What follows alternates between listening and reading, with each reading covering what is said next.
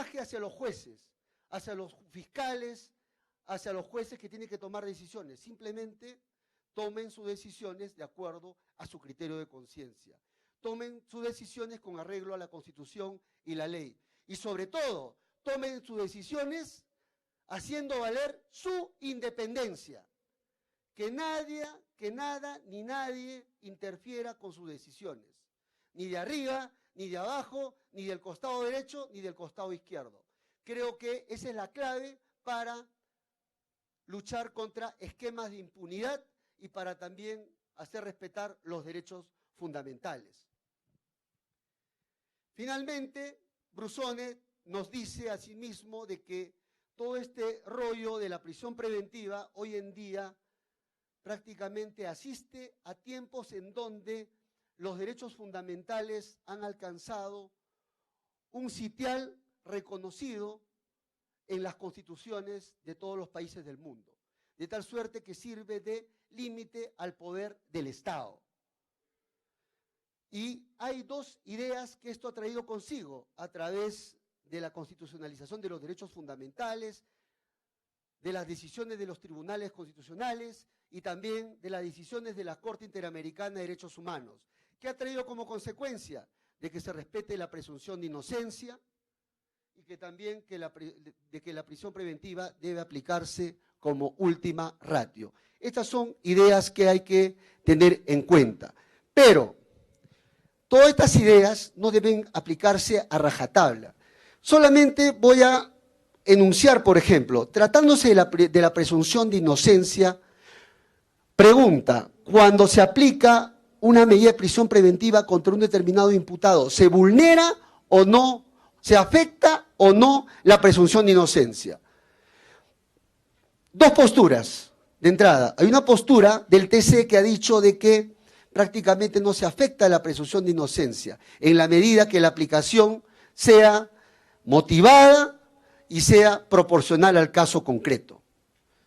Prácticamente es una respuesta eufemística al fenómeno jurídico. Porque del otro costado, de la otra orilla, tenemos la otra posición jurídica que nos dice, y esa es la posición también de José María Asensio Mellado y de Miranda Estrampes, de que cuando se aplica prisión preventiva, efectivamente se está afectando la presunción de inocencia. Cuando el juez dice que existe alto grado de probabilidad sobre la existencia del delito y su vinculación con el imputado, ¿qué cosa está haciendo? Está poniendo en entredicho esa presunción de inocencia. Y cuando le aplica la prisión preventiva a un imputado para que se... ¿Qué está ocurriendo? Es una suerte de pena anticipada. Por ahí los teóricos podrán decir de que no es pena anticipada.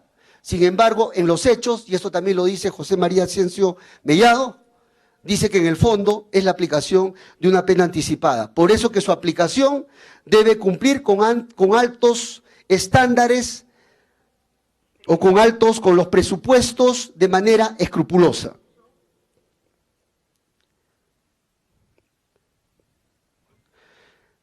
Culmina diciendo Gustavo Brusone dos ideas fundamentales, y es a propósito de que estas tendencias en donde se privilegia básicamente la presunción de inocencia y un uso mínimo de la prisión preventiva ha comenzado a entrar en entredicho con la aparición de estas dos corrientes. ¿Cuáles son estas dos corrientes? Y esto lo van a ver ustedes. El famoso derecho penal del enemigo, que ya tiene impacto en el derecho penal material y en el derecho procesal y en el proceso penal también. ¿Qué duda cabe de que la reincidencia y la habitualidad son figuras que tienen que ver con el derecho penal del enemigo? Por más de que el Tribunal Constitucional eufemísticamente haya dicho de que eso no es hacer derecho penal del enemigo e incluso haya validado estas dos figuras jurídicas en una sentencia del Tribunal Constitucional. También ha tenido, qué duda cabe, impacto en el campo procesal, básicamente en lo que tiene que ver con la ley de crimen organizado. Si ustedes revisan la ley de crimen organizado, van a ustedes ver algunas reglas específicas en donde se establecen plazos más largos de investigación y plazos de duración más largos a propósito de la prisión preventiva. Por ejemplo, en un proceso seguido contra una organización criminal, la duración de los tiempos de la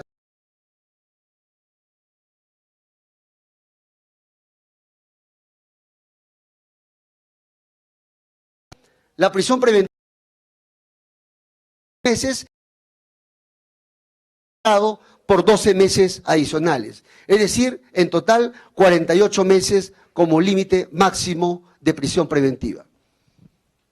¿Esto a qué responde? Simplemente a lo que es el derecho penal del enemigo.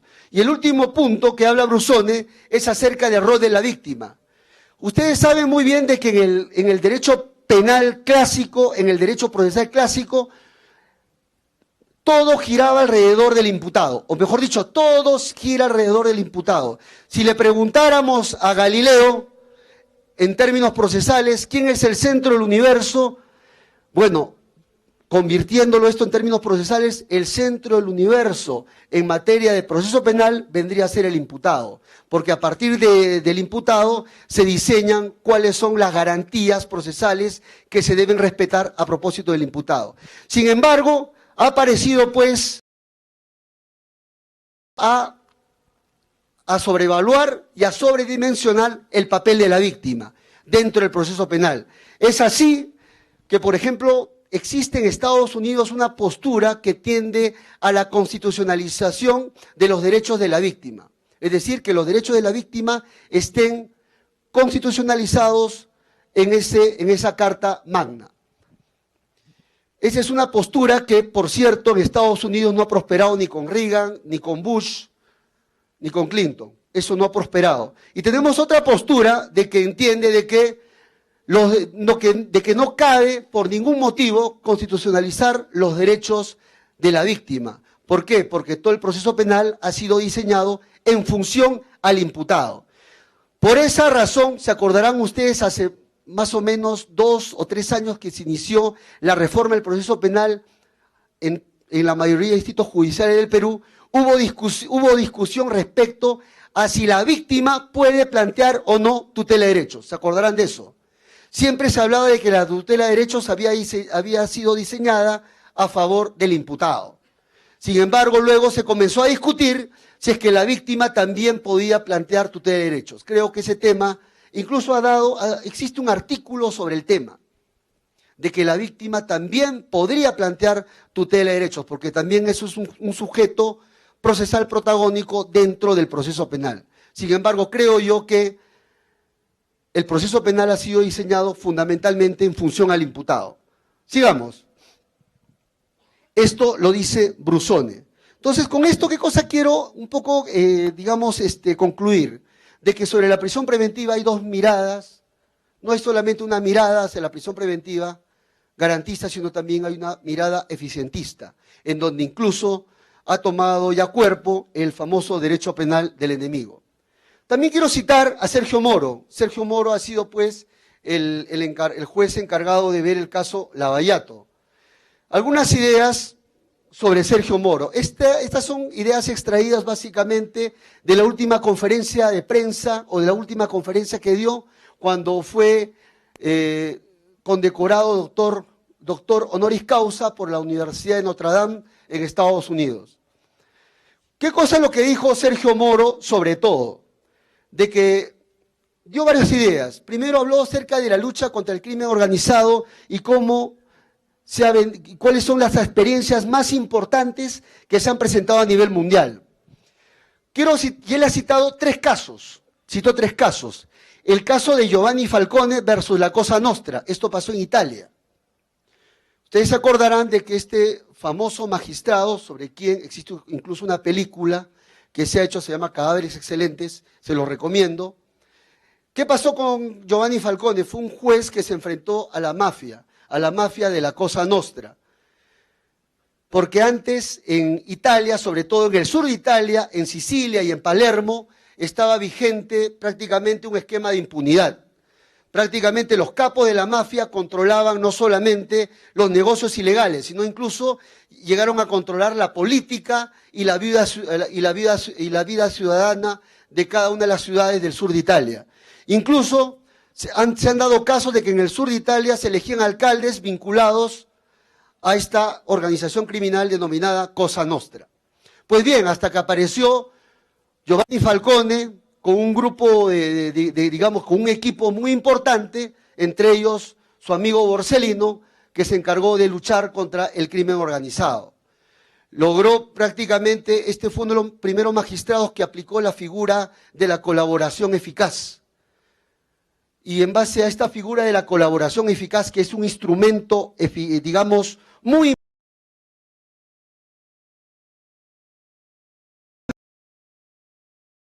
final, logró encerrar alrededor, de dictar prisiones, alrededor de 200 a 300 personas y desbaratar digamos, a los cuadros más importantes de la Cosa Nostra. Obviamente que el tema no fue fácil.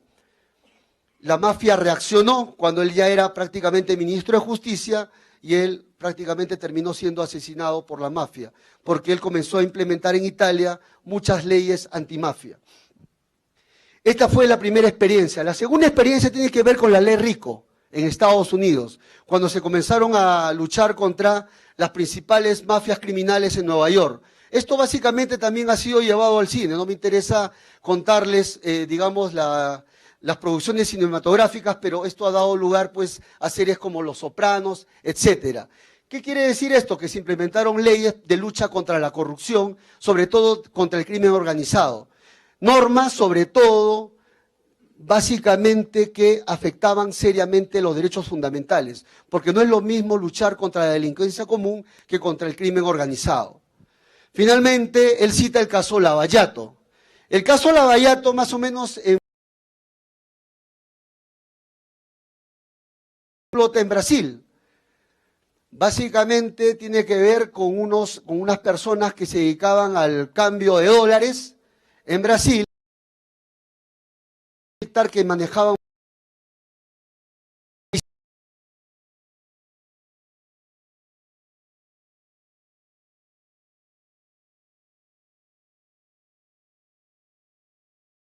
de que en Lavallato habían, digamos, negocios de corrupción. ¿En qué consistían, digamos, estas prácticas de corrupción? Consistían en que se sobornaba, se otorgaba propinas, bajo el término de los brasileños, se otorgaba propinas a los funcionarios de la Petrobras para que la Petrobras pueda favorecer en contratos públicos a determinados empresarios. Ese era el esquema de corrupción que existía en Lavallato. Sergio Moro cuenta de que antes del caso Lavallato siempre existía un esquema de impunidad. Todo el mundo, prácticamente el tema de las propinas se había institucionalizado en Brasil. Nadie hacía nada. ¿Por qué? Porque estaba vigente un esquema de impunidad. A la gente que cometía estos delitos no le pasaba nada, en otras palabras. Hasta que llegó Sergio Moro y un equipo de gente que comenzó a trabajar este caso Lavallato. Y se descubrió prácticamente estas prácticas de corrupción que se pagaban a los funcionarios de la Petrobras. ¿Y en qué consistían estos pagos? Pagaban propinas a los funcionarios y a cambio los empresarios recibían contratos públicos.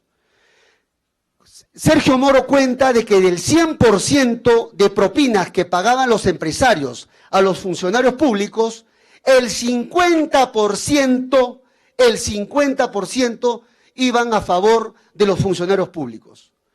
Básicamente, a través de transferencias en cuentas offshore en el extranjero. Y eran los beneficiarios, básicamente eran los mismos funcionarios o familiares cercanos.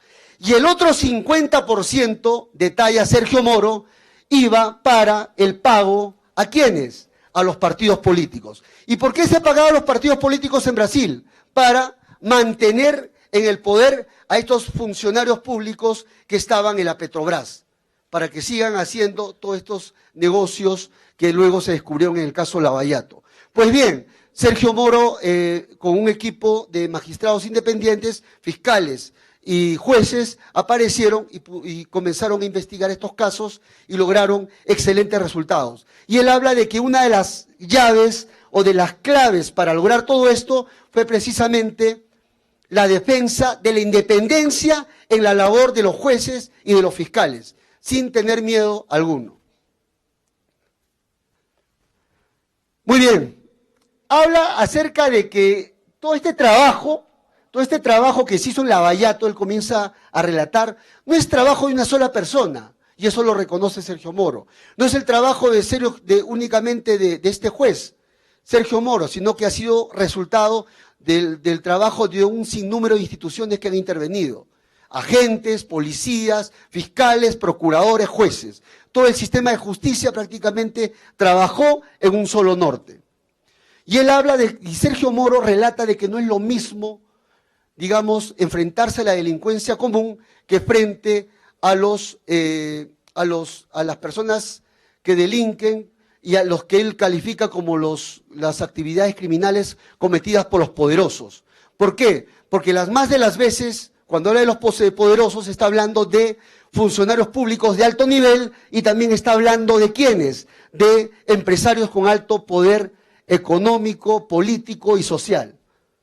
No es lo mismo, dice, porque cada vez que uno se enfrenta a un proceso contra estas personas, básicamente detrás de ellos no está un solo abogado, están 2, 3, 4, 5 firmas de abogados y detrás de ellos un equipo de especialistas y detrás de ellos, digamos, comunicadores sociales que tienen como objeto desprestigiar a los funcionarios que se encargan de investigarlo. Cualquier parecido con la realidad, pura coincidencia. Esto también pasó en Brasil.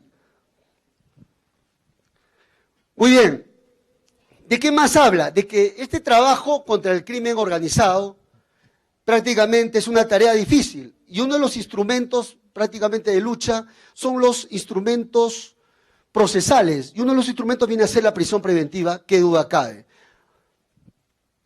¿Qué cosa es lo que dice sobre esta tarea difícil contra el crimen organizado? Dice que existen prácticas de corrupción institucionalizadas y que muchas veces son difíciles de erradicar, pues la idea ya es enfrentarse contra las mismas.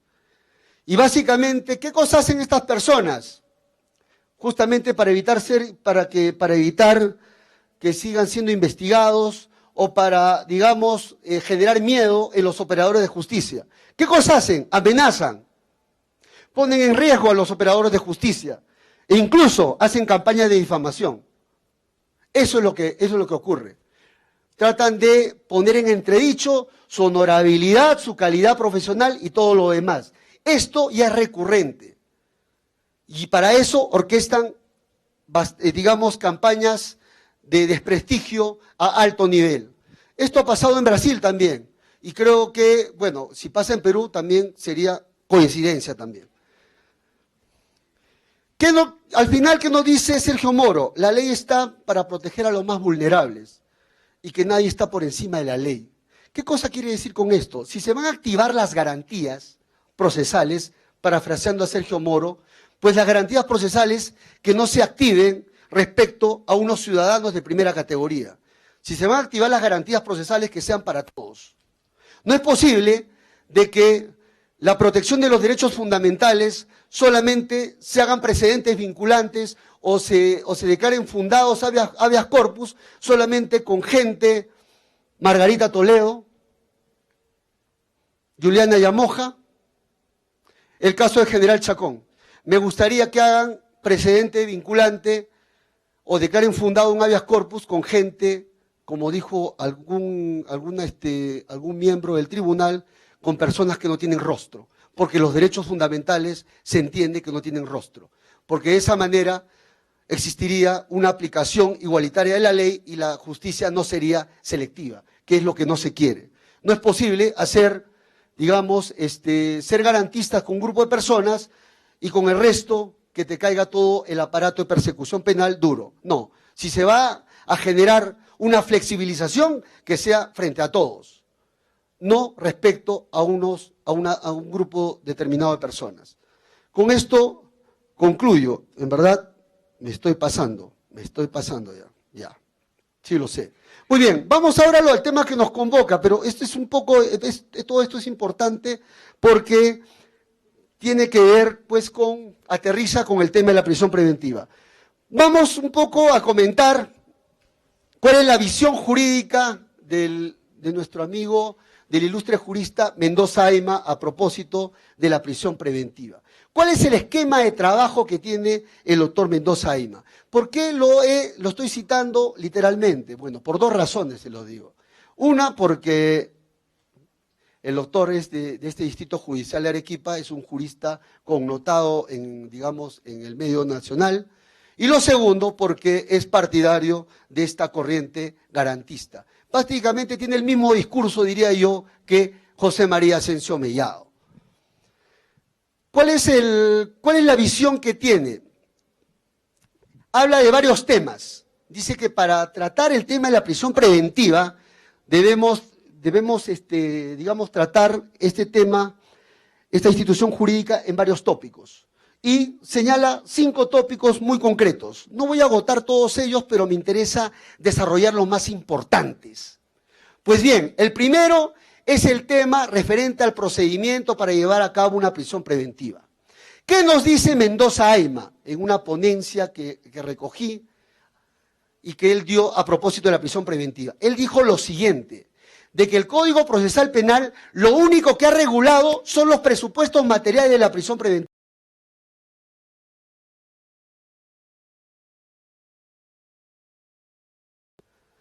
Y prácticamente él, en su ponencia, nos indica cuál debe ser la metodología que debe aplicarse en una audiencia de prisión preventiva, a efectos de que se haga un debate ordenado.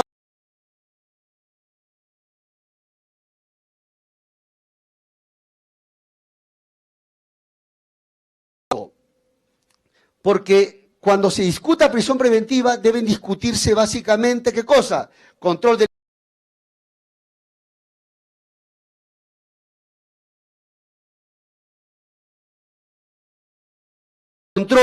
del plazo razonable, del plazo pedido por el fiscal ante el juez. Eso es lo que nos dice. Pero además, respecto va a hacer una audiencia de prisión preventiva de manera eficiente, de manera ordenada y en poco tiempo. Muy bien. ¿Cuáles son mis críticas que tengo que hacer frente a esto? Pues bien, en casos de delitos comunes, en donde se ventila un solo imputado y un solo delito, creo que no existe problema alguno. ¿Por qué? Porque las más de las veces, cuando se ventilan delitos comunes, se imputan 1 o 2 hechos delictivos y básicamente están procesados 1 a 2 a 3 personas. Y los elementos de convicción no pasan de 10.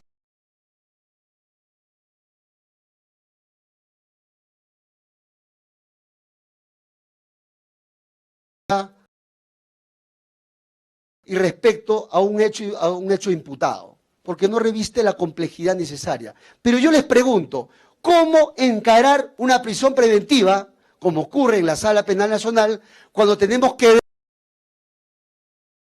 de 25 personas al mismo tiempo, de 30 personas al mismo tiempo, de 50 personas al mismo tiempo?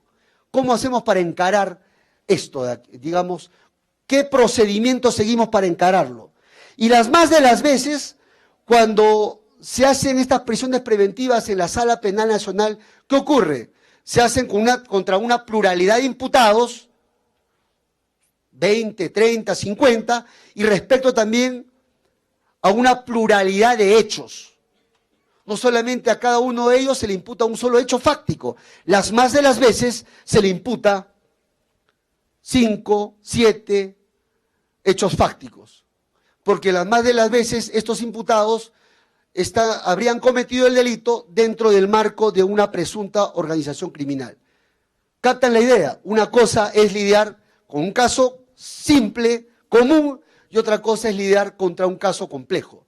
Me gustaría escuchar cuál sería la receta para llevar a cabo una audiencia de prisión preventiva contra 40, 50 personas.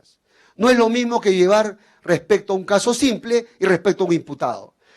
Cuando nosotros queremos saber la expertise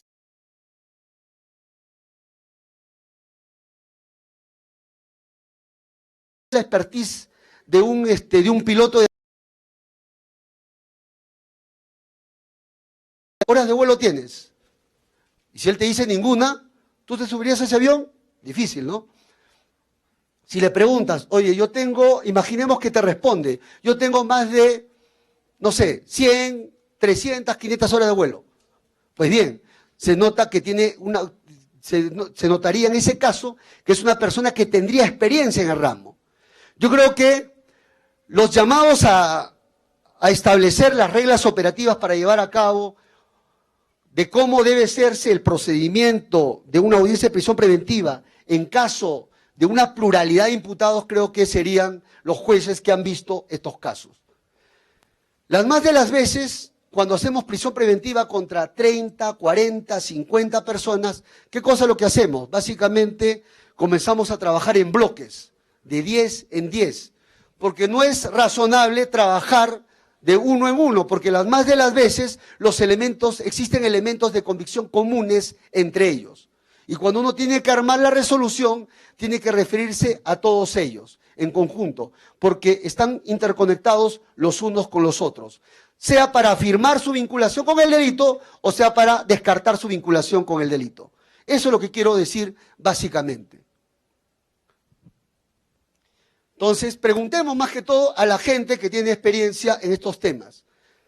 Segundo, el doctor nos habla acerca de el segundo tema que nos habla el doctor Mendoza Ayma es el tema del control de la imputación. Y nos dice lo siguiente: cuando ventilemos un caso de prisión preventiva, lo primero que tenemos que hacer es el control de la imputación. ¿Cuál es la imputación que el fiscal ha lanzado contra el investigado? ¿Y qué cosa es lo que nos dice? Lo primero, dice que ese hecho fáctico que el fiscal ha imputado al investigado debe contener todos los elementos del tipo penal imputado.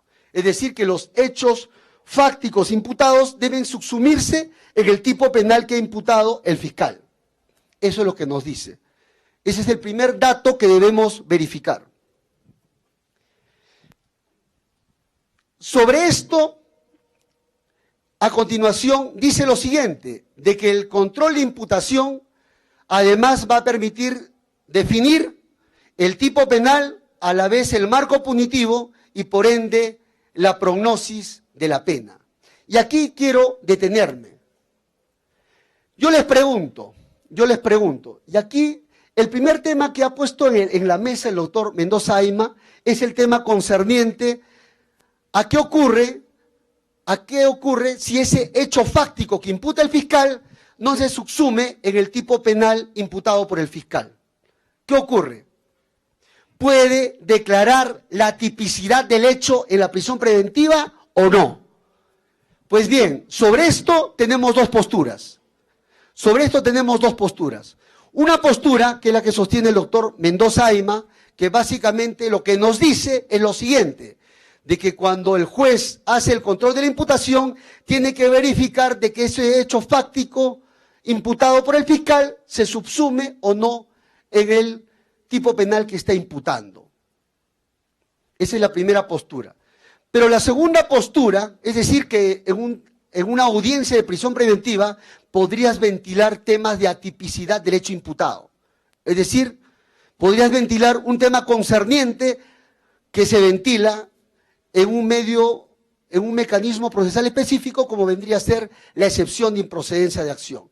Pero tenemos la otra postura, que señala de que el tema de que si el hecho se subsume o no en el tipo penal no puede ventilarse en una audiencia de prisión preventiva, porque para eso existe el mecanismo procesal específico que vendría a ser la excepción de improcedencia de acción. Salvo, claro está, salvo el caso en donde la subsunción del hecho en el tipo penal prácticamente no calce de manera grosera. Ese sería el único caso en donde el juez podría intervenir. Pues bien, estas son las dos posturas respecto al tema. Imagínense que en una audiencia, si aceptáramos la postura del doctor Mendoza Ayma, prácticamente en una audiencia de prisión preventiva, también terminaríamos viendo un tema de atipicidad del hecho imputado, lo cual ha sido diseñado, se entiende, para la excepción de improcedencia de acción. Yo creo que sí se puede ingresar solamente en casos groseros, pero en casos en donde no sea tan evidente, creo yo que eso debe dejarse para que se discuta en la correspondiente excepción de improcedencia de acción. ¿Por qué es importante el tema del control de la imputación respecto a si el hecho se subsuma o no en el tipo penal? Porque esto va a tener impacto ¿en qué? En la prognosis de la pena. ¿Qué pasa si existe una errónea calificación jurídica de los hechos? ¿Qué pasa si el fiscal al hecho lo califica como robo, pero en realidad es un hurto? ¿Qué pasa en ese supuesto? ¿El juez puede desvincularse o no? Sobre esto también hay dos posturas. El doctor Mendoza Ayma nos dice que el juez no puede desvincularse del tipo penal imputado por el fiscal. Por lo pronto, eso es lo que nos dice. Tiene que trabajar solamente con el hecho fáctico imputado por el fiscal y con el tipo penal imputado por el fiscal. Pero no puede desvincularse respecto al tipo penal invocado por el fiscal. Es decir, tiene que digamos, seguir trabajando con ese tipo penal. Muy bien, y eso nos lleva al tema que el doctor Mendoza Ayma ha planteado. ¿Qué hacer frente a los defectos en la calificación jurídica? Y aquí nos pone casos en donde se cae la prisión preventiva y en donde todavía se puede seguir discutiendo la prisión preventiva. Ejemplo de un caso en donde se cae la prisión preventiva.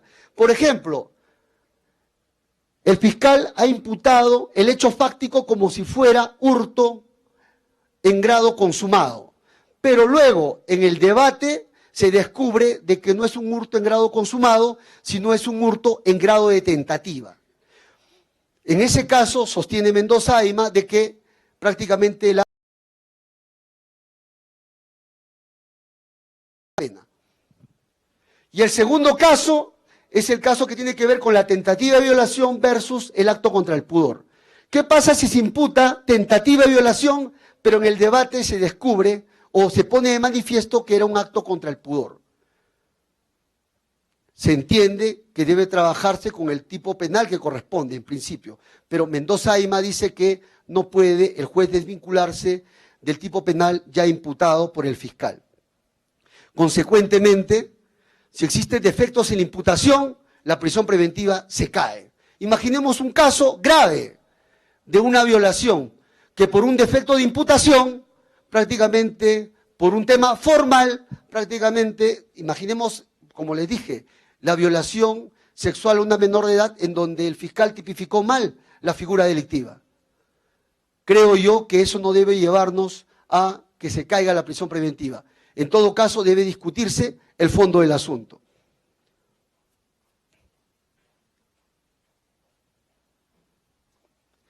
Muy bien. Acá dos temas adicionales respecto al control de la imputación. ¿Qué pasa? Y aquí hay una vieja discusión. Muchas veces ocurre de que el hecho imputado que está contenida en la disposición de formalización de la investigación preparatoria difiere del hecho imputado que está en la prisión preventiva. Mendoza Ayma. ¿Qué hacer en ese supuesto? Pues bien, en principio nos dice que esto no debe permitirse. ¿Por qué? Porque la base fáctica que está en la prisión preventiva debe ser la misma que está en la disposición de formalización de la investigación preparatoria. Es más, todo tema referente en la excepción de improcedencia de acción, por ejemplo, se evalúa el hecho fáctico en función ¿a qué? A la imputación que está contenida en la disposición de formalización de la investigación preparatoria. Y además señala Mendoza Ayma de que si en el curso del debate de la audiencia de prisión preventiva se advierte de que hubo un error en la calificación jurídica que le ha dado el fiscal al hecho fáctico, pregunta, ¿el fiscal puede cambiarlo de manera oral, dice él, en la propia audiencia?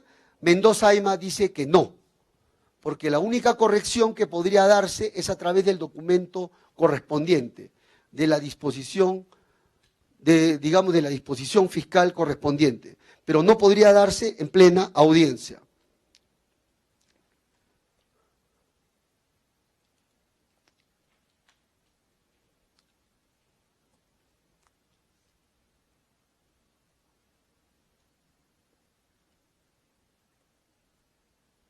Muy bien, quiero terminar un poco con el tema de la calificación jurídica.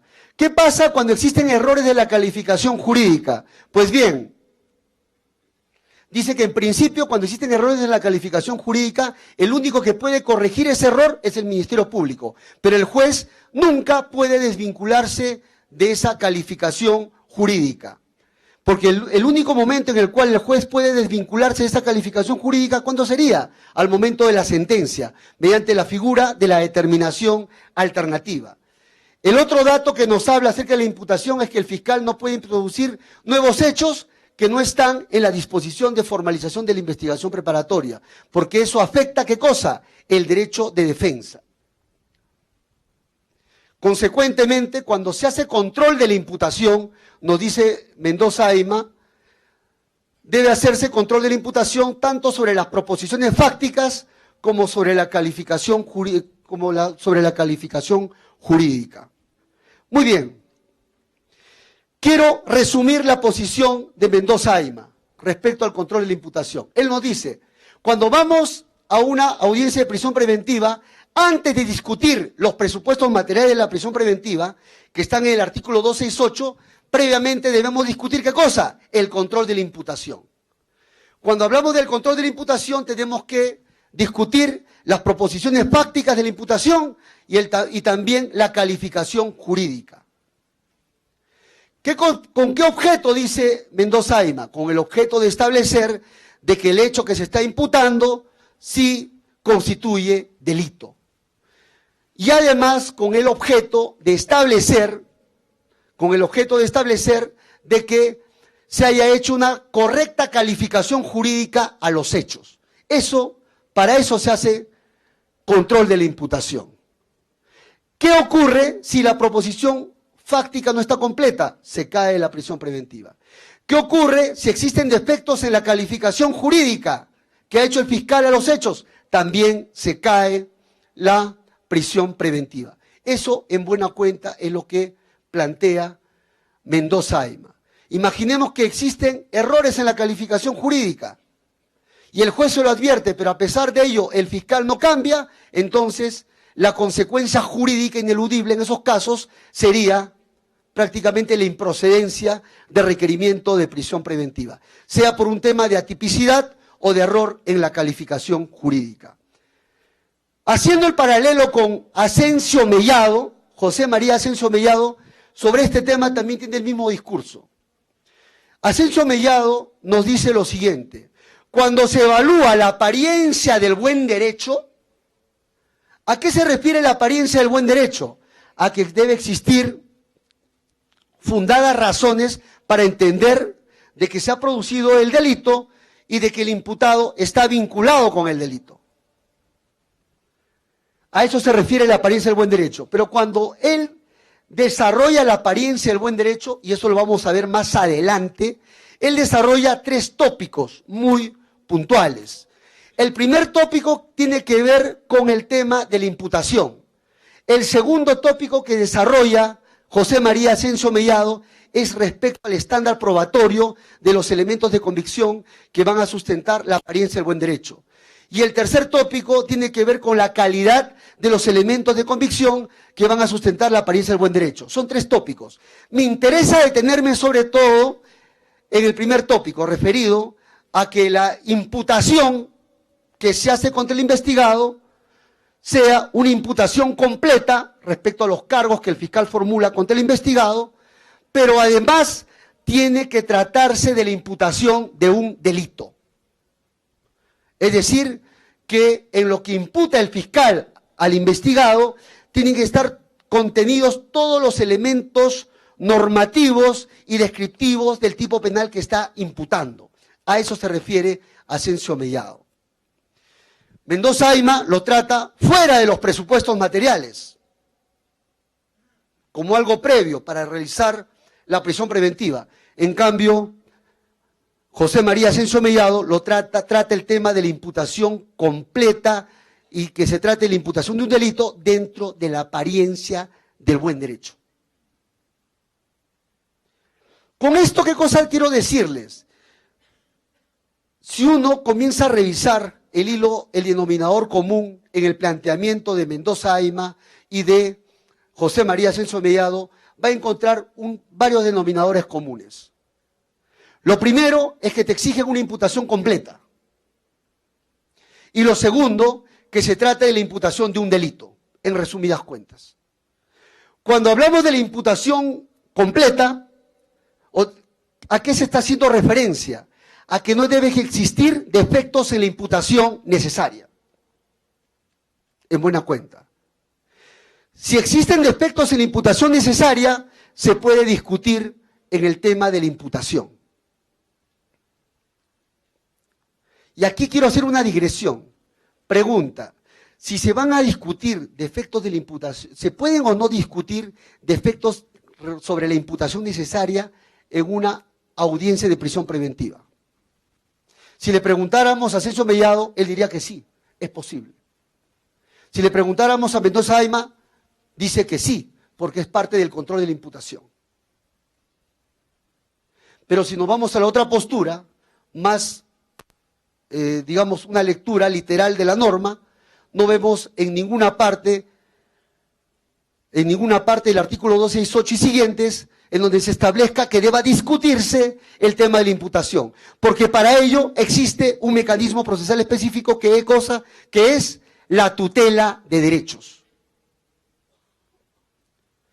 ¿Y cuál es la segunda conclusión que se extrae de todo eso?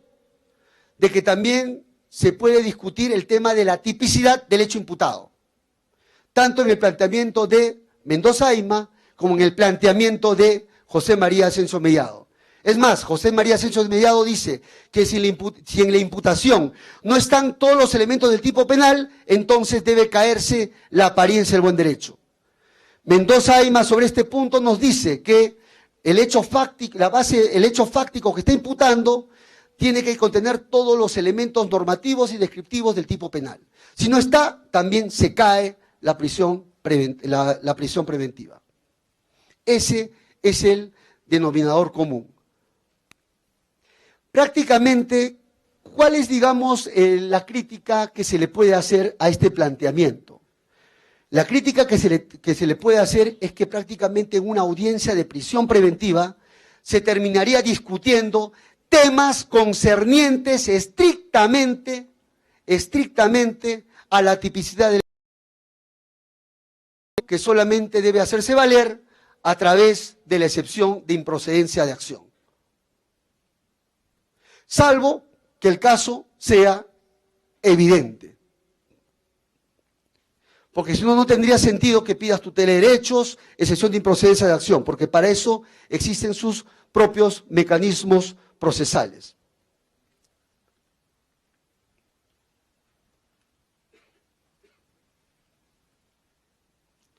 Muy bien. El otro tema del cual quiero ocuparme rápidamente es el tema de la prognosis de la pena. Ustedes saben que cuando se hace la prognosis de la pena, tiene que ver con el pronóstico de pena que el magistrado aplicaría en el caso concreto. ¿Y cuál es el tipo penal que se va a tener en cuenta? Básicamente el tipo penal imputado ¿por quién? Por el fiscal. ¿Y qué cosa es lo que tiene que verse básicamente?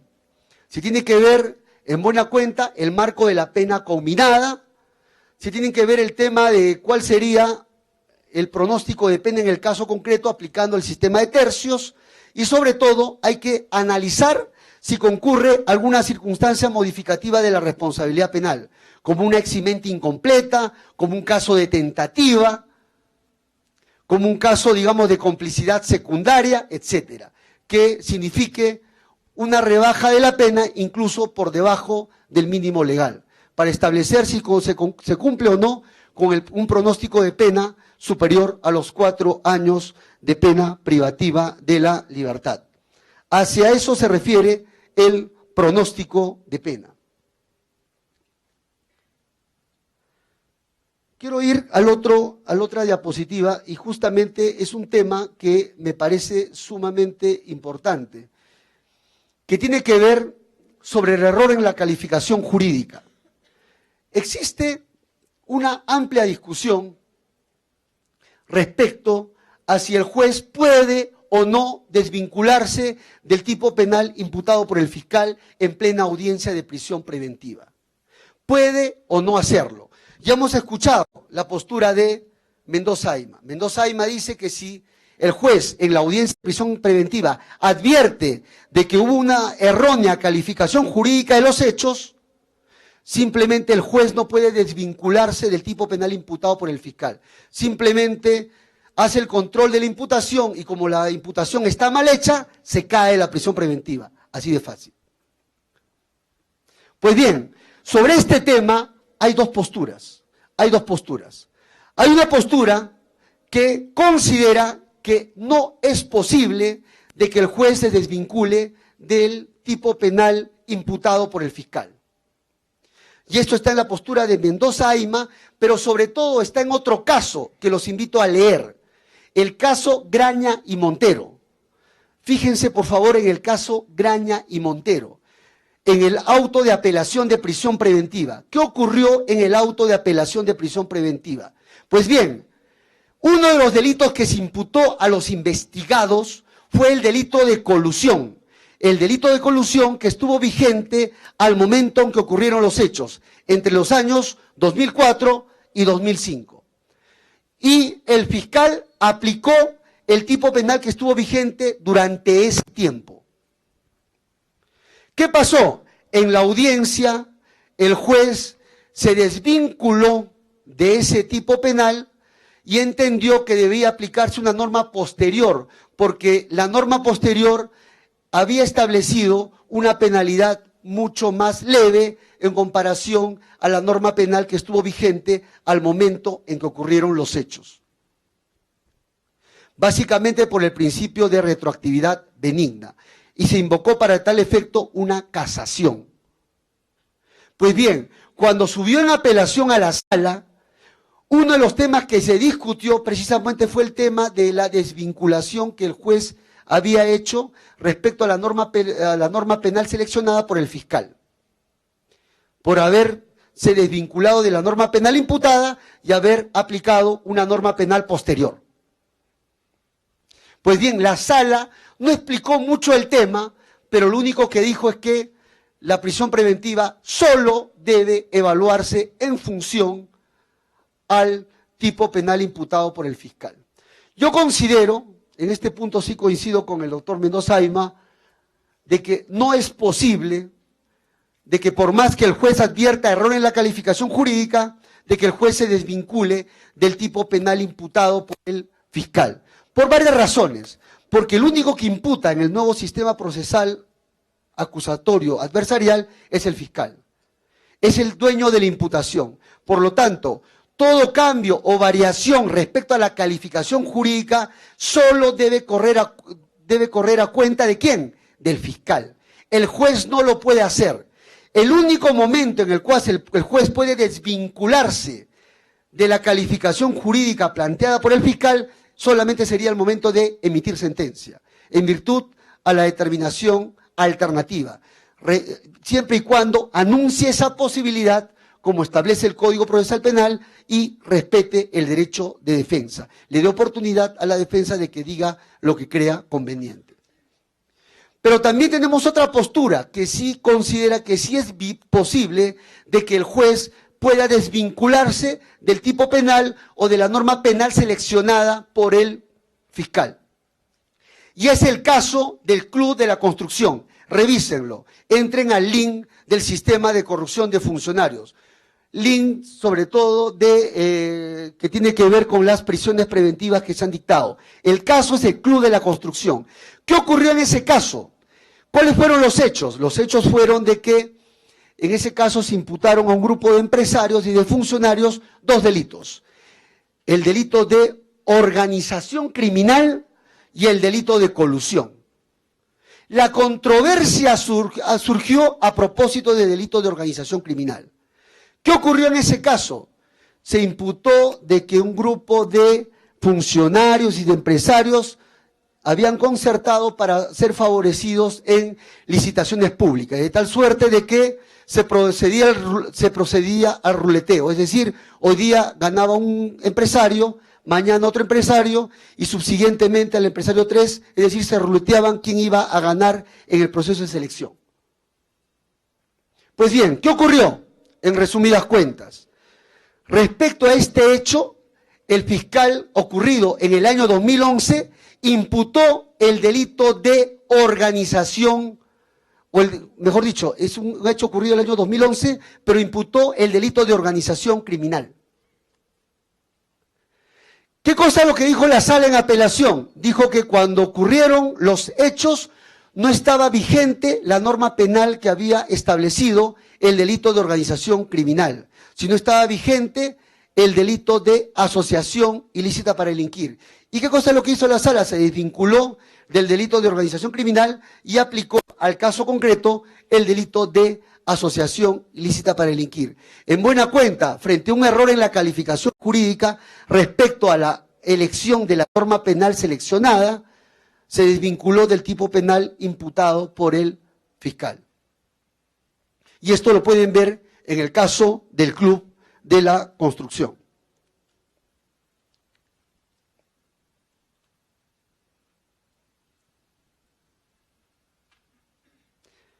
Muy bien, el otro tema con el cual quiero cerrar ya el tema, porque en verdad ya estoy con la hora, tiene que ver con la apariencia del buen derecho, según la postura de Asensio Mellado. Asensio Mellado, cuando trata acerca de la apariencia del buen derecho, desarrolla tres temas, como les había anticipado, acerca de que la imputación tiene que ser completa y sobre un delito. El segundo tema, de que debe cumplirse con un estándar alto, de tal suerte de que el estándar para aplicar la prisión preventiva respecto a la apariencia del buen derecho tiene que ser similar a como si el juez fuera a dictar condena. Y el tercer tópico que trata acerca de la apariencia del buen derecho, y ese es el tema en el cual me quiero detener, es que los elementos de convicción que sustentarían la apariencia del buen derecho, dice Asensio Mellado, tienen que ser elementos de convicción de calidad. Y cuando habla de elementos de convicción de calidad, exige dos cosas. Uno, que sean elementos de convicción lícitos, es decir, que no estemos en un supuesto de prueba ilícita. Y el otro supuesto es que los elementos de convicción que se hayan obtenido como producto de los actos de investigación hayan sido obtenidas, sean de calidad en el sentido de que hayan pasado por el tamiz del contradictorio. De tal suerte que si no han pasado por el tamiz del contradictorio, esos elementos de convicción no pueden servir para sustentar o para servir de base respecto a la apariencia del buen derecho. Y aquí me quiero referir concretamente al caso de las declaraciones de los colaboradores eficaces. Pregunta, ¿se pueden usar las declaraciones de los colaboradores eficaces para dar por cumplida la apariencia del buen derecho y por ende para dictar una prisión preventiva? Pues bien, la norma procesal nos dice que sí es posible, en la medida que la declaración del colaborador eficaz esté debidamente corroborada con otros elementos de convicción. Es decir, no basta el simple dicho del colaborador eficaz, no basta la simple sindicación del colaborador eficaz, sino que además se exige que dicha declaración esté debidamente corroborada con otros elementos de convicción. En Brasil, a esto se le llama delación premiada. En Brasil, utilizando el portugués, dice falando y probando. Es decir, al delator se le exige que se indique y además que corrobore su dicho con elementos de convicción. Por eso se dice falando y probando. Pues bien, la controversia respecto a los colaboradores eficaces surge a propósito a la forma y modo en que debe corroborarse el dicho del colaborador eficaz. Sobre esto hay dos posturas. Yo arbitrariamente a una le he denominado postura formalista y a la otra postura sustancialista. Una primera postura, que es la sostenida por la primera Sala Penal de Apelaciones Nacional, en el caso Moreno, asoma esa postura. En el caso Vicente Díaz Arce ya se hace más evidente. ¿Cuál fue esta postura? Según la primera Sala Penal de Apelaciones, citando una norma procesal de colaboración eficaz, dice lo siguiente, de que se pueden utilizar los dichos de un colaborador eficaz en la medida que su dicho esté corroborado con elementos de convicción que provengan no de la carpeta fiscal, sino del proceso especial de colaboración eficaz. ¿Siguen? Es decir, los únicos elementos, los únicos actos de corroboración de lo dicho por el colaborador eficaz solamente pueden tener como fuente de origen el procedimiento especial de colaboración eficaz y no la carpeta fiscal. Es decir, los actos de corroboración no se deben extraer de la carpeta fiscal, sino solo de el procedimiento especial de colaboración eficaz, el cual se caracteriza, tiene dos características básicas, de que es un proceso autónomo y además es reservado. Por eso que en el caso Vicente Díaz Arce, les invito a leer el auto de apelación de prisión preventiva. ¿Qué ocurrió? En primera instancia, el juez trabajó con la declaración del colaborador eficaz y trabajó con elementos de convicción corroborativos provenientes de la carpeta fiscal. Cuando subió en apelación, prácticamente cayó la prisión preventiva porque la sala dijo de que los actos de corroboración no pueden venir de la carpeta fiscal, sino tienen que venir del procedimiento especial de colaboración eficaz. Y como no han venido de ese procedimiento especial de colaboración eficaz, se cayó. Es decir, por una razón estrictamente formalista. Más adelante, y esto tiene que ver ya con el tamiz del contradictorio, pero más adelante en el caso Graña y Montero, la primera Sala Penal de Apelaciones va mucho más allá. Y dice lo siguiente, y esto a propósito de la actuación del fiscal. ¿Por qué? ¿Qué pasó con el fiscal que pidió prisión preventiva en el caso Graña y Montero? Se había leído la resolución de Vicente Díaz Arce. Búsquenla porque es un referente. El fiscal tenía pleno conocimiento de que el criterio de la sala, ¿cuál era? De que podían utilizarse declaraciones de colaboradores eficaces y de que los actos de corroboración no tenían que venir de la carpeta fiscal, sino solamente del procedimiento especial de colaboración eficaz. ¿Y qué cosa hizo en el caso Graña y Montero? Pues bien, el fiscal cita la declaración del colaborador eficaz y a continuación cita actos de corroboración, pero que venían solamente del proceso de colaboración eficaz. Básicamente los actos de corroboración fueron una pericia, un informe de auditoría y dos declaraciones de dos auditores.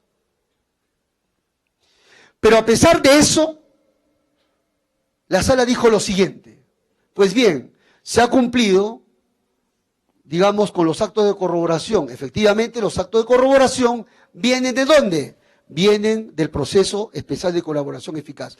Pero aún así, no les voy a dar mérito alguno. ¿Por qué razón? Porque no han pasado por el tamiz del contradictorio. Y aquí surge prácticamente el criterio que trajo Asensio Mellado de España y que lo ha venido pregonando en diferentes foros, de que los elementos de convicción que soporten la apariencia del buen derecho no solamente, digamos, deben referirse al hecho imputado, sino que además deben ser elementos de convicción de calidad. Y cuando habla de calidad, hace referencia a que deben ser lícitas, de que no sean prueba ilícita, pero además que hayan pasado por el tamiz del contradictorio. ¿Qué significa que hayan pasado por el tamiz del contradictorio? De que estos actos de corroboración, si se van a usar en contra del investigado, previamente debo correrle traslado al imputado para que éste diga lo que crea conveniente, y luego, después de eso, del contradictorio, recién puedo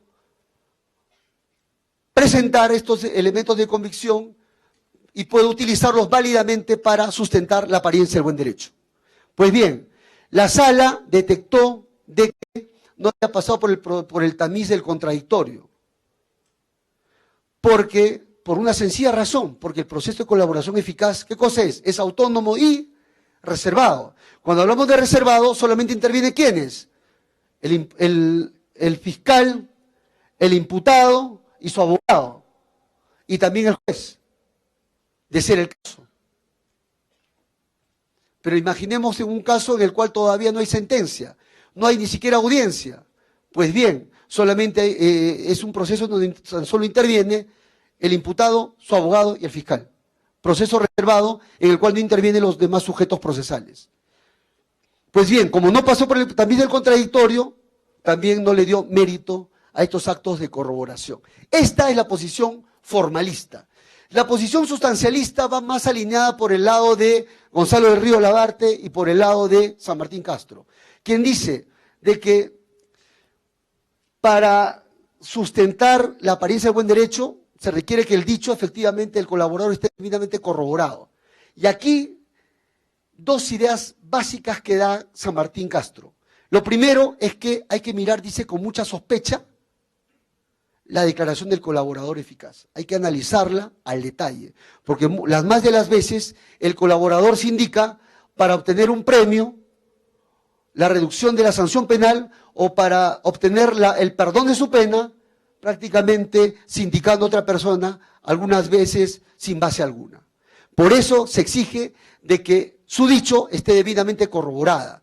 Pero ojo, aquí viene el detalle, aquí viene el punto clave en el pensamiento de San Martín, de que no interesa dónde esté corroborado, lo que importa es que materialmente esté corroborado, que esa versión sea verosímil o mejor dicho sea creíble. ¿Y cuándo va a alcanzar verosimilitud o credibilidad? Cuando está corroborado con otros elementos de convicción, sin que importe si viene o no del procedimiento especial de colaboración eficaz o si viene de la propia carpeta fiscal, porque lo que interesa es que sea verosímil.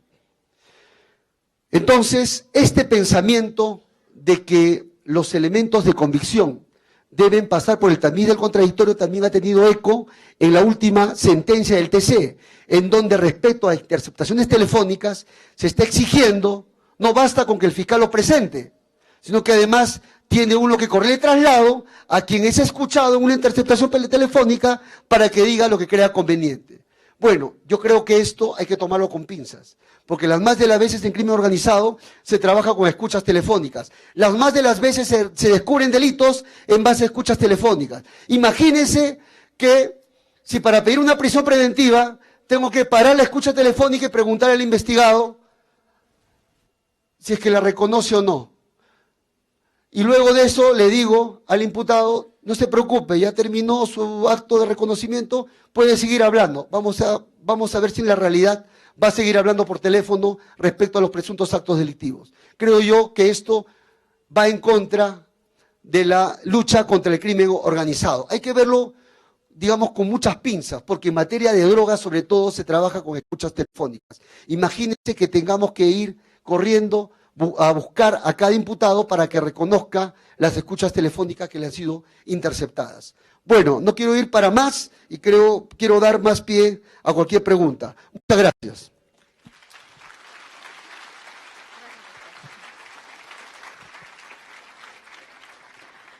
El agradecimiento sincero al doctor Richard Augusto Concepción Carguancho por su brillante exposición.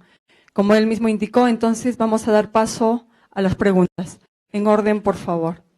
A ver, si no se levanta la mano, por favor, doctor.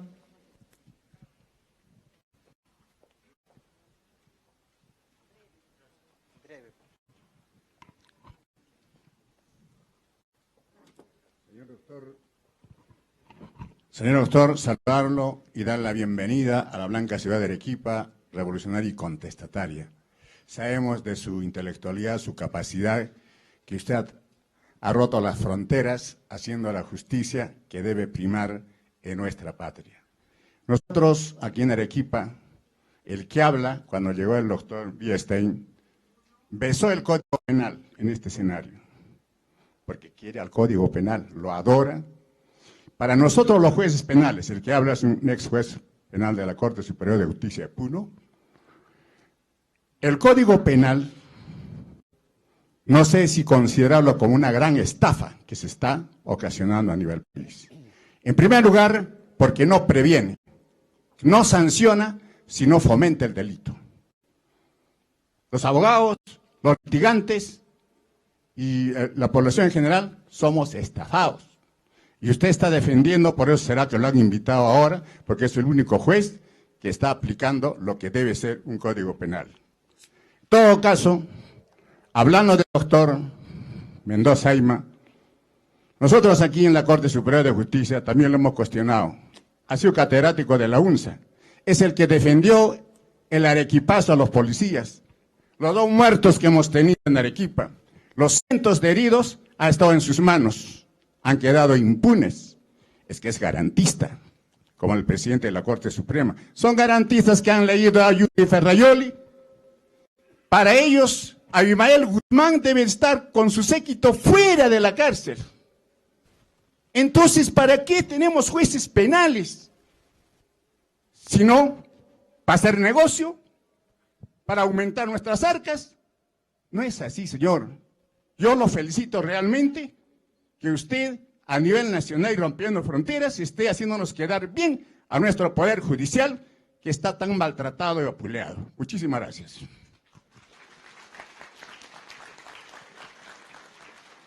Solamente agradecer sus palabras. En verdad estoy muy feliz de estar en Arequipa. Para mí es un honor. Y solamente quiero reiterar lo que he dicho en mi posición.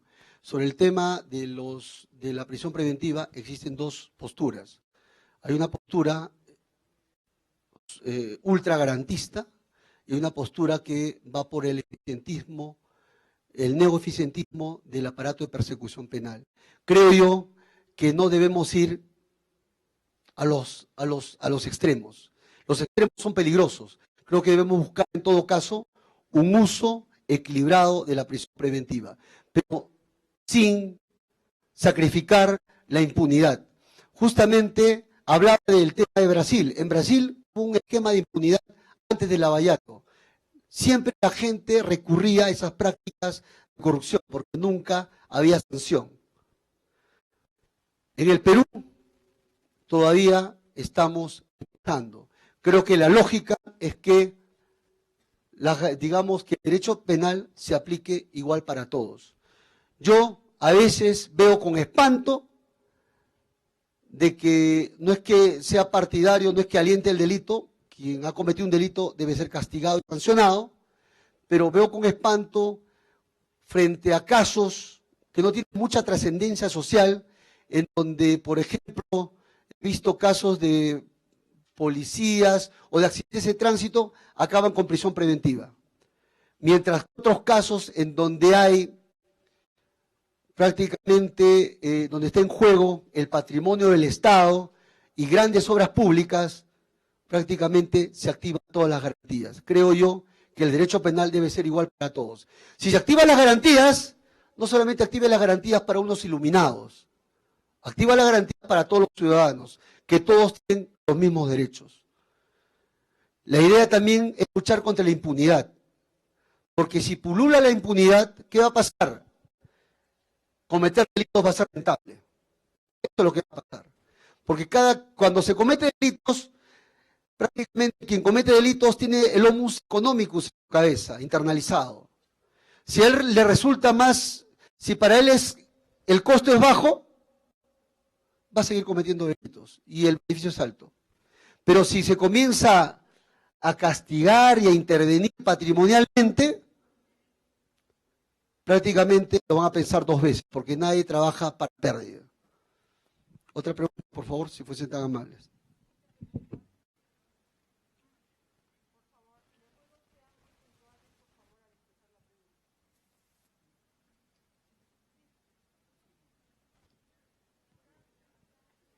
Arriba. Muy puntual, por favor, doctor, por tiempo. Muy buenas tardes, doctor. Muy buenas tardes también a las autoridades. Quisiera hacer una pregunta puntual sobre el tema de los delitos de violación, porque usted comentaba que habían varios delitos, por ejemplo, delitos comunes, donde solamente habían 10 elementos de convicción.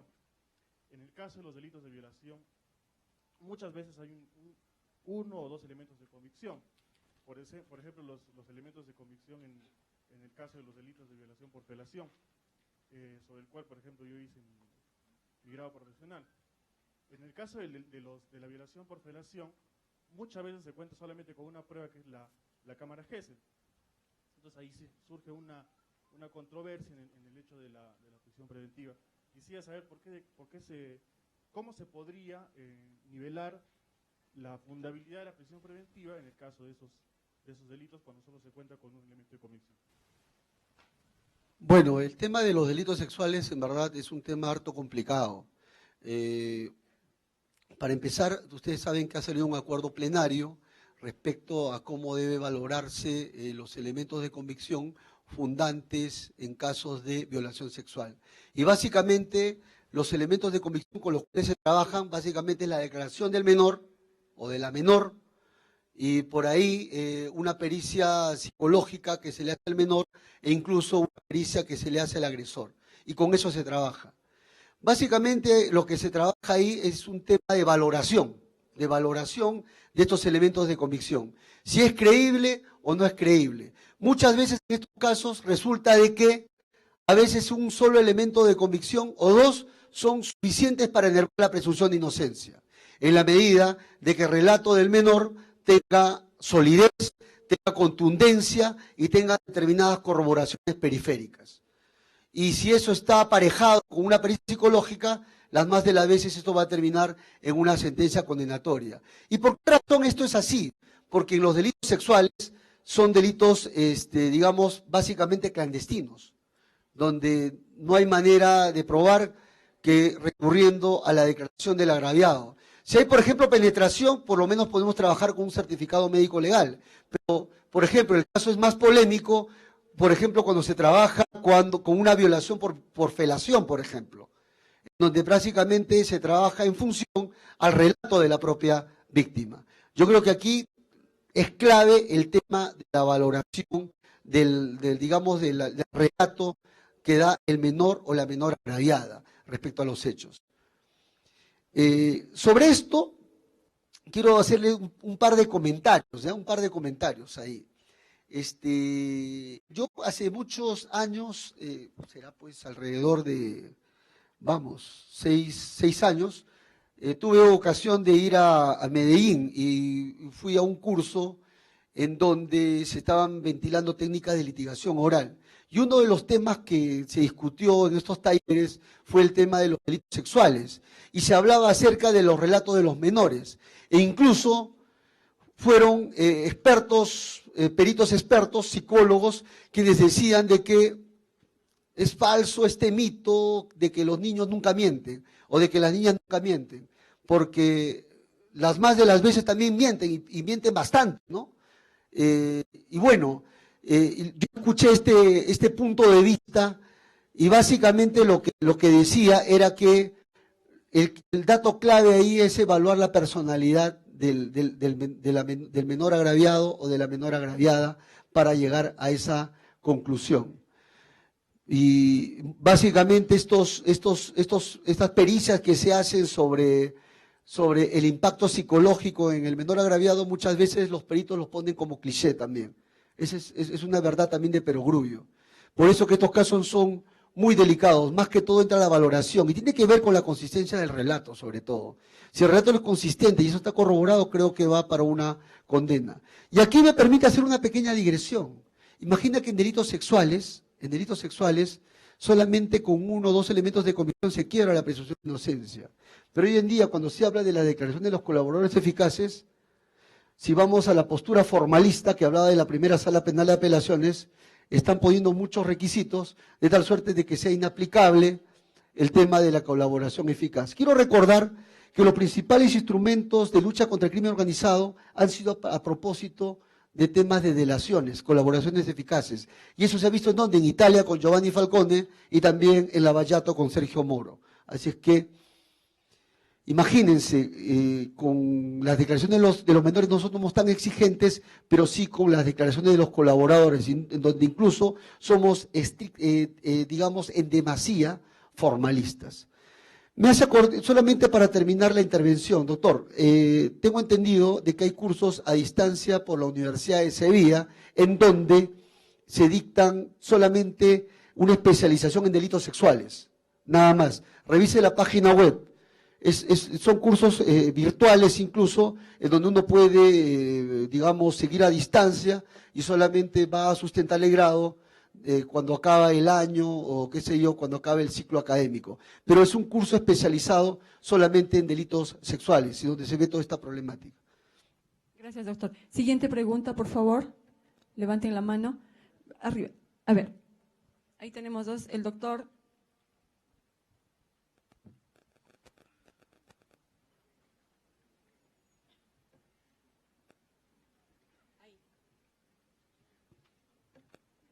Sí, luego tenemos en la parte de arriba, doctor, no se preocupe. Muchas gracias. Agradecido por la exposición brillante que ha tenido doctor Concepción Carhuancho. Mi pregunta sería, usted ha venido dando la línea del pensamiento del pueblo a través de estas delaciones o muestras de corrupción que se han dado en distintos gobiernos. Mi pregunta es si el fiscal o los fiscales que están llevando los procesos contra Alan García y Keiko Fujimori, si solicitarían ante su despacho una prisión preventiva, ¿usted seguiría actuando conforme lo está realizando y teniendo en cuenta la resolución del Tribunal Constitucional? ¿Cuál sería su actuar en esas solicitudes que van a realizar? ¿Sí realizarían los fiscales? Gracias por la pregunta. Muy bien. Bueno, la pregunta es sobre, hay varios temas, ¿no? En realidad.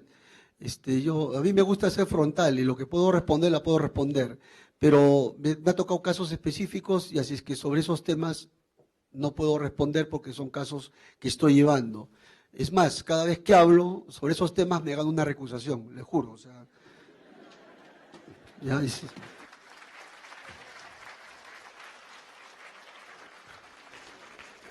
Y además son gajes del oficio, así es que uno ya está acostumbrado a estos avatares. Un día voy a, en verdad, ni se imagina la cantidad de habeas corpus y recusaciones que a veces tengo, ¿no? Pero bueno, es parte del trabajo. Lo segundo que quería decirle es que yo en mi trabajo he tratado de mantener una línea.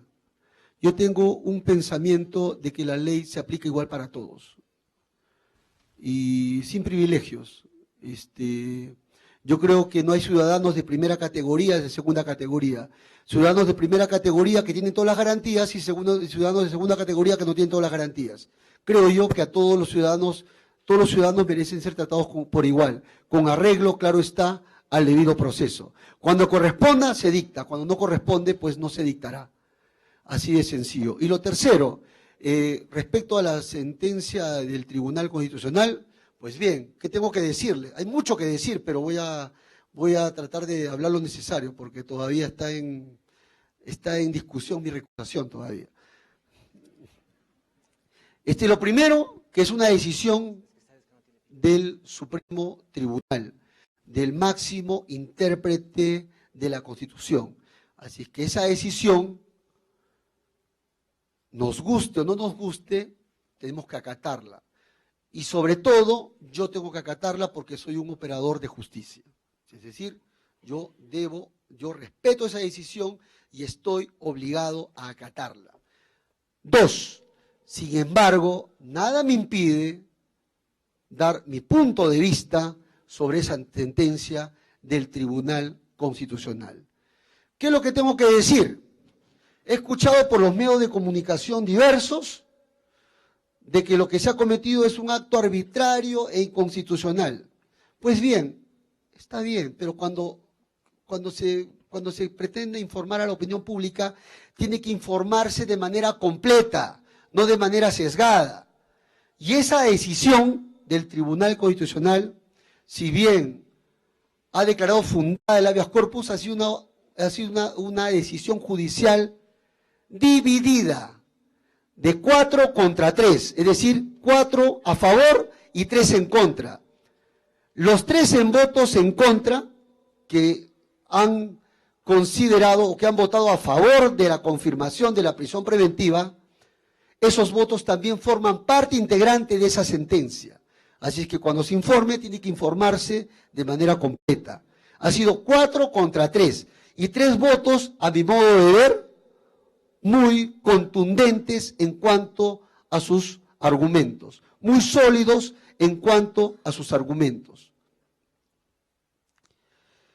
Es decir, no ha sido goleada 7-0, ha sido 4-3, lo cual revela lo controversial de la institución, del tema de la prisión preventiva. Lo que les decía, lo polémico que es la prisión preventiva. Hay una visión garantista y hay una visión eficientista.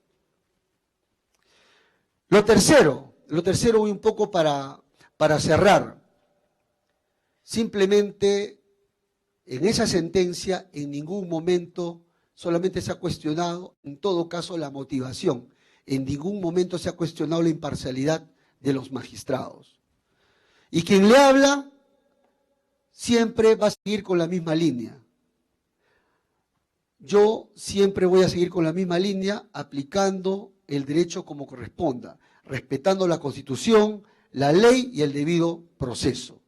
Así de sencillo. Es mi performance por más que he sido atacado. Creo que es parte de la vida ser atacado. Cuando unos señores salen por televisión a atacar al juez, es válido, pero cuando el juez sale a hablar por los medios de comunicación, ya le dicen de todo.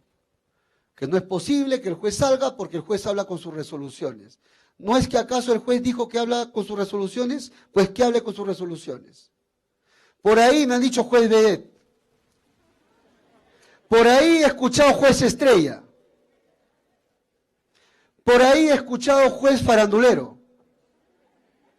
Un poco más te van a invitar a Esto es Guerra.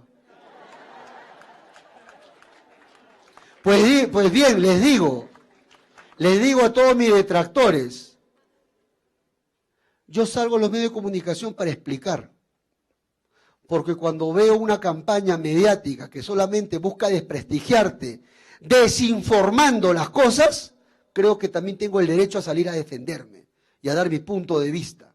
Y lo he explicado en los medios de comunicación, tratando de ser lo más objetivo posible y sin calificar a nadie, sin caricaturizar a nadie, sin insultar a nadie, simplemente dando datos objetivos. Eso es lo que he hecho. Así que no soy nada de eso. Pero eso sí, yo no soy juez pusilánime. Yo soy juez firme en mis decisiones. No soy como otros que se lavan las manos cuando tienen que tomar una decisión fuerte. Yo tomo las decisiones con arreglo a la ley y respetando el debido proceso.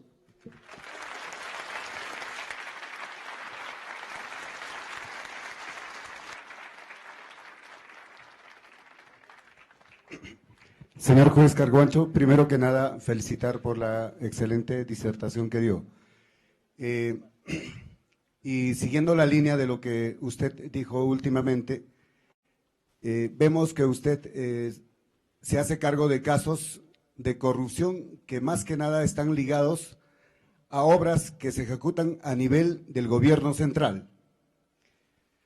Pero también vemos que esa problemática que se suscita a nivel del gobierno central también pasa en los gobiernos regionales y en los gobiernos locales, en donde hasta en los municipios más pequeños, de donde digamos tengan 1,000 o 2,000 habitantes, los proveedores o los funcionarios, etcétera, también cometen los mismos actos que cometen esas grandes transnacionales, es decir, el pago de coimas y propinas.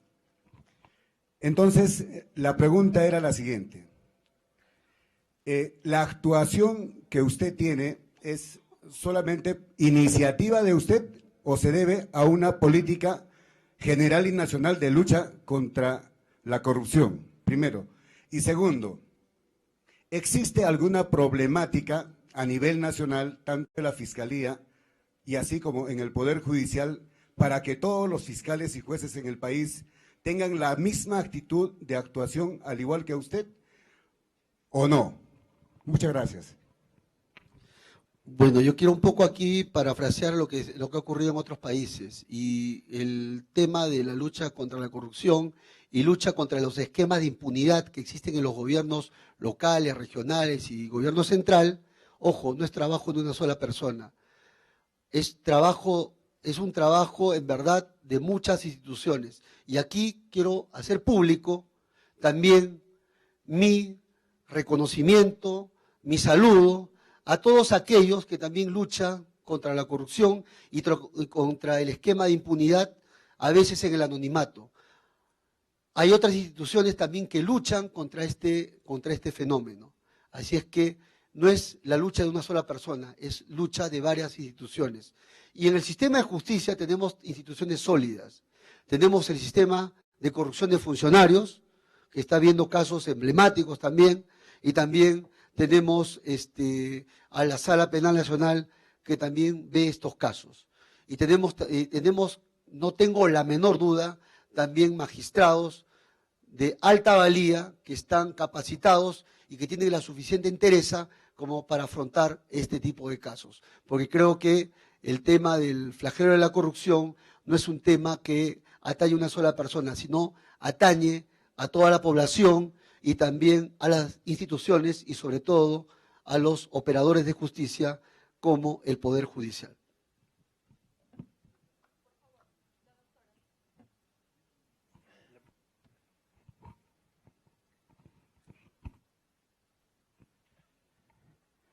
Doctor Richard, primero expresarle mis más sinceras felicitaciones. La pregunta es la siguiente. Relacionado con la apariencia del buen derecho, en los casos cuando tenemos la calidad de reincidente y habitual, ¿esa calidad de reincidente habitual estaría enmarcado dentro de del estándar probatorio de los elementos de convicción, la calidad de los elementos de convicción o la imputación en sí?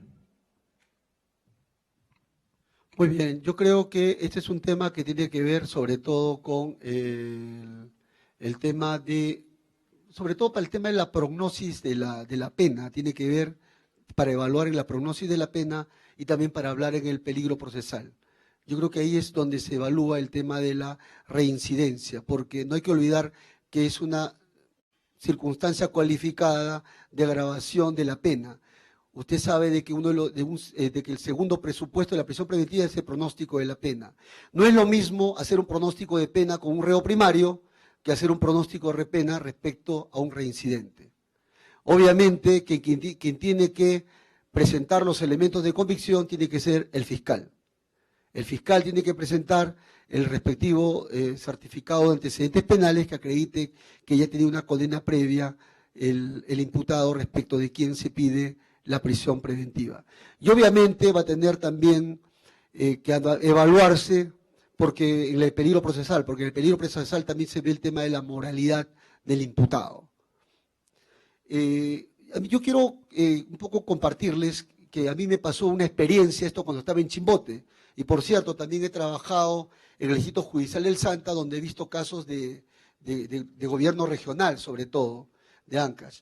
Hubo un caso que me tocó en donde el imputado me lo trajeron para prisión preventiva y el fiscal lo presentó como un reo primario, pero resulta que yo me había acordado de que a ese imputado se le había sentenciado una pena suspendida y estaba ya condenado, pero por una cuestión de que mi despacho lo había sentenciado a este imputado.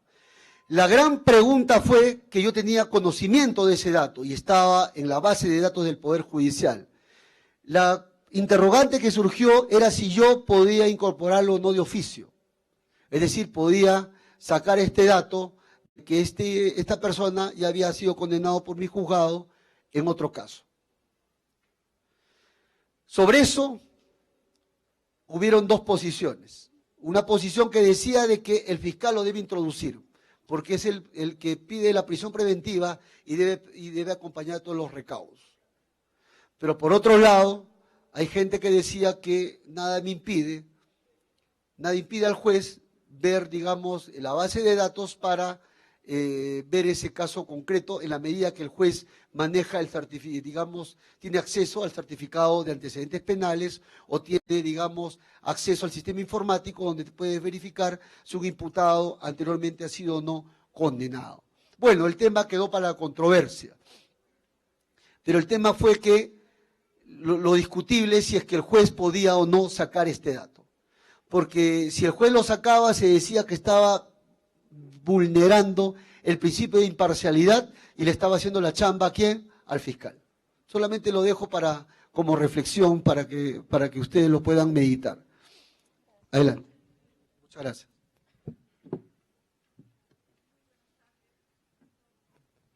Buenas tardes, doctor Richard Concepción Carguancho. Le agradecemos su presencia. Nosotros nos sentimos muy dignos por estar compartiendo con nosotros todas sus experiencias y toda su trayectoria contra la corrupción. Mi pregunta es la siguiente. Sabemos que hay mucha oposición cuando una persona hace esa trayectoria contra la corrupción. En ese caso y en ese entender, a usted, ¿qué le parece? ¿Qué opinión tiene acerca del fallo del Tribunal Constitucional con respecto al expresidente Ollanta y esposa? Ya lo respondí hace un momento, no se preocupe. Otra pregunta en todo caso, doctora. Sí, le agradezco bastante, doctor.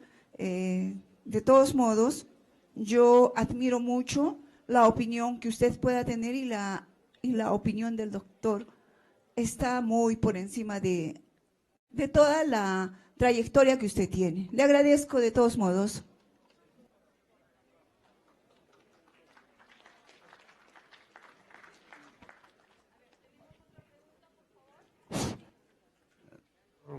Buenas tardes con todos.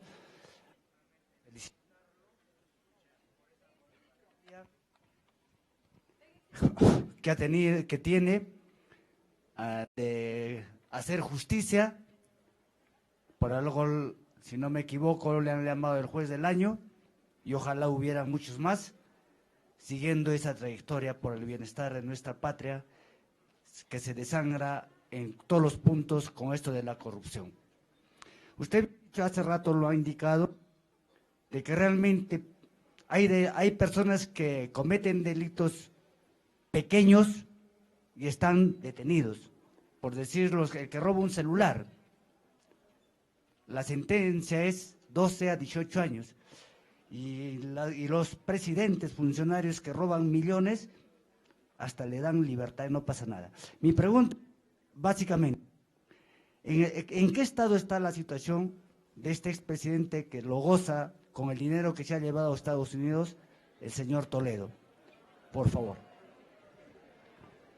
Muy bien. Bueno, es un proceso que está en trámite y lo único que puedo decirle es que ya la Corte Suprema ha aprobado la extradición.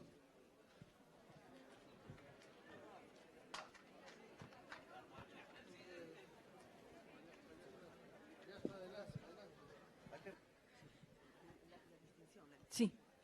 Bien, con esta pregunta ha concluido esta interesante jornada jurídica, con el agradecimiento reiterado al doctor Richard Augusto Concepción Carguancho por compartir sus conocimientos y experiencia profesional con todos nosotros. Seguidamente vamos a invitar al presidente de la Corte de Arequipa, doctor Eloy Samayoa, para que le entregue una distinción en reconocimiento a su participación en esta jornada jurídica. Por favor, los invito a acompañar.